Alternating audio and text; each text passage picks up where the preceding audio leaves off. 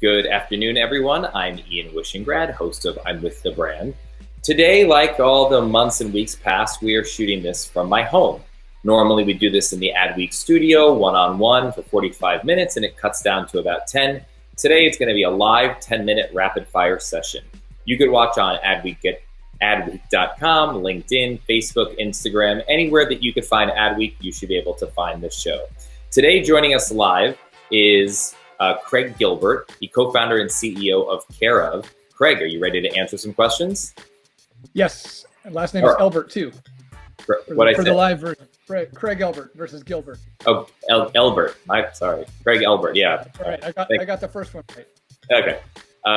What is Care Of? Care Of is a direct-to-consumer vitamins and supplements company where we help personalize things for you. Basically, we help you figure out what could be right for you and ship it to you and make it super easy with high-quality products. Who did your branding? Worked early with an agency called Character out of San Francisco, and then an internal design team, particularly Derek Chan on our team was fantastic in building things out. And what was the brief? The brief was, let's not look like everything out there in the supplement space. And in terms of let's make it fresh and modern, and I think reliant on photography, trying to push away from the supplement industry, at the same time trying to push away from looking too much like all startups out there. As we all know, they can start to converge. Did PillPack's almost $800 million exit to Amazon serve as any inspiration? That happened while we were building the business, and it didn't hurt. What problem are you solving? We're making it easier to understand the category, easier to take care of yourself, and make it a little bit more fun. But in a concrete way, the vitamin aisle, when you stand there, is confusing as F, and we want to take that confusion out of it and give you high quality products. So I heard that the vitamin space is the Wild West. High margin, highly suspect. What do you like about the space? Yeah, I think I like that it has issues. It's confusing. There's broken trust with existing players, and it's hard to build a habit or hard to understand what's working. And to me, those are real consumer problems. And I think the broken trust is especially important because that means, a lot of cultural tension to play with, a lot of consumer trust out there to be built. People want to take care of themselves. We want to make it easy. It's particularly right now, it's something that's on people's minds. And how do we be a good actor in a space that has high profile cases of bad actors? How much of Care Of is brand marketing acquisition, and how much of it is the products themselves? You have to have a product that is significantly better. This was something that I was at Bonobos prior, and Andy Dunn talked about this all the time, which is not just the brand, it has to be the product. So when we built the product, I got people who had, we have a naturopath on staff. We have a sourcing team who is at New Chapter, a brand I admire incredibly. So we can tell great product stories from a physical product standpoint. Wild Alaskan salmon oil for fish oil, magnesium from Irish seawater, great products, but then also great digital products. Digital products just to help reduce the confusion. I love branding. I love making things appealing and thinking about the customer, but ultimately your product has to be better. That could be digital or physical product, in our case.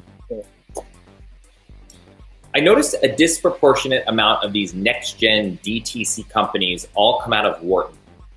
Why? I think for most of them, I think it's because of Warby Parker, because the Warby guys were a year behind me at school, and I think they inspired, with their success, inspired so many future entrepreneurs to show that it was possible. In my case, I was working at Bonobos prior to they even launched Warby, and so I was inspired by Andy and Brian at Bonobos. But I think Wharton really benefited from Dave and Neil and all those guys in terms of what they did. It set an example that it's possible. From the outside, Care Of looks like one of those brands that inevitably gonna just be successful. it just looks and feels like it with the Wharton and the branding, and you attack the category and it's high margin. Is that a fair assessment? You're gonna be successful? No, sometimes it feels to outsiders like that. When you're inside building something, there's always uncertainty. I mean, we spent a whole year. I had no idea about the category prior to building it. We launched it. We didn't know if it was going to work. We've, had all sorts of ups and downs. I'd love to say that it always feels like it's going to be successful, but you're honest when you're building something. You have some days where it feels like, of course, this has to work. This is going to be ridiculously successful. And then the next week something goes wrong and you're like, we're screwed. So try to balance those emotions. How much different is live fire from Wharton simulations? Wharton simulations? You mean like in class?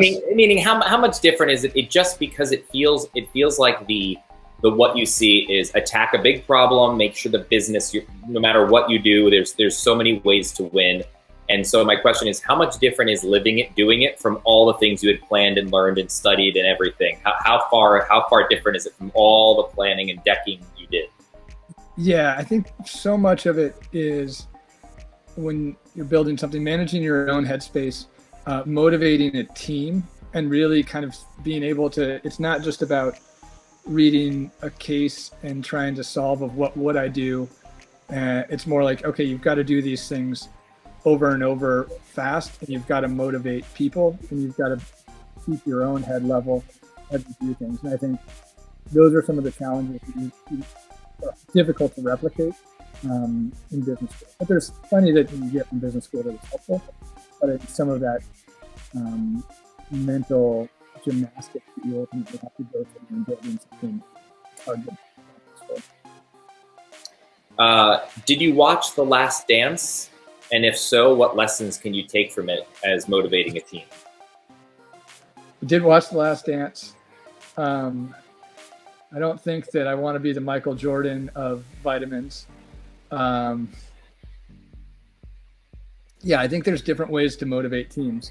And I think that there's, particularly in an environment that we're in, it doesn't have to be win at all costs. I think sports have, you have a champion and everybody else. I think the reality is, in the world that we live in, at least my view, it can be more nuanced than that. And I'd rather build something with people I love and want to be around and inspire them in different ways. But every leader has their own style, I guess. What's the best growth hack you can share? Growth hacks. Pursuing growth hacks is a bad growth hack. I don't know. Okay. Build a great. What part of the brand is your favorite? And please be vain. The photography. I think that Lauren Coleman, our photographer, does a fantastic job. And the copy. And then who, and please be humorously specific, is your core customer? Our core customer tends to be a young female woman who's 25 to 35, normally going to ClassPass, but probably not going to ClassPass during the pandemic, and generally wants to take care of herself even in the midst of a pandemic. That wasn't as humorous as I would have liked to be. Apologies. Okay. What's been your biggest single media investment to date?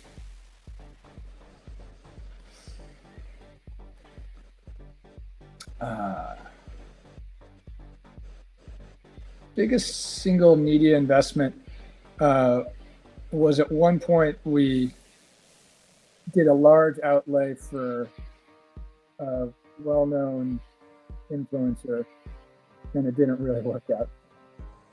Okay.